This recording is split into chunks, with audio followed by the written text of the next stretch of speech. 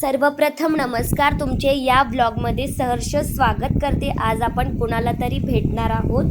त्या अगोदर तुम्हाला एक ठिकाण दाखवते जिथे आम्ही नेहमी उन्हाळ्यामध्ये बदाम शेक सर्व मैत्रिणी प्यायचो आणि त्यानंतर आता फायनली ती व्यक्ती येत आहे ज्यांना आपण आज भेटणार आहोत।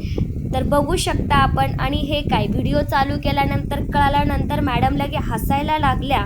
मॅडमला हसू देखील कंट्रोल होत नव्हतं आणि त्यानंतर ती सारखं सांगत होते व्हिडिओ बंद कर, पण माझा तर व्हिडिओ काही थांबत नव्हता। शेवटी आम्ही दोघींनीही छान व्हिडिओमध्ये पोस्ट दिली आणि त्यानंतर लगेच जिथे आम्हाला जायचं होतं, म्हणजेच नेहमी आम्ही जिथे बदाम शेक घ्यायचो तिथे आलो।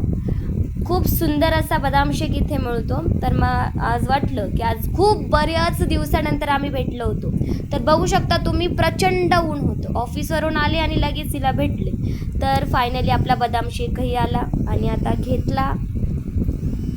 त्यानंतर आम्ही जिथे नेहमी अभ्यास करण्यासाठी यायचो किंवा खेळण्यासाठी, ते म्हणजे हे सगळ्यात प्रिय आमचं गार्डन। आपण सर्वजण बघू शकता। मग आता काय, आमच्या बऱ्याच दिवसानंतर गप्पा या राहिल्या होत्या त्या आज फायनली पूर्ण झाल्यात। आज इतक्या मनसोक्त गप्पा मारल्या होत्या की ज्या कुठल्याही गोष्टी बाकी होत्या सांगायच्या त्या सर्व एकमेकींना सांगू लागलो। आणि हा व्हिडिओ चालू होता त्याच्यामुळे तिला ते सांगताना देखील हसू येत होतं, आपण या व्हिडिओमध्ये बघू शकता। तर तिच्या हसण्यावरती मला देखील खूप जोरात हसू येत होतं।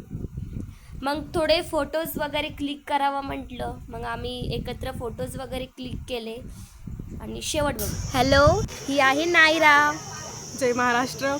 आज खूप छान वाटत आहे। आम्ही खूप टाईम स्पेंड केला, छान गप्पा मारल्यात। अश्विनीताईंनी त्यांचा मौल्यवान वेळ काढून इथं भेटायला आल्या। खूप दिवसानंतर आम्ही भेटतोय एकमेकींना, तर खरंच म्हणजे खूप छान वाटतंय।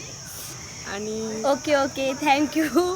तर खूप दिवस झाले होते आम्हाला की आम्ही भेटलो नव्हतो, पण आज बऱ्याच दिवसानंतर आमची फायनली भेट झालेली आहे।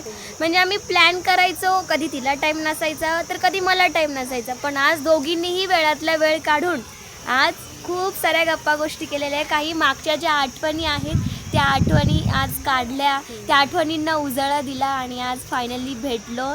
तर खूप साऱ्या गोष्टी आम्हाला आठवल्या आणि त्या आठवल्यानंतर आम्ही खळखळून हसायलाही लागलो, कारण की अशा खूप मजेशीर किस्से असतात आपल्या आयुष्यामध्ये जे आपल्याला आठवलं ना तर खूप हसू येतं।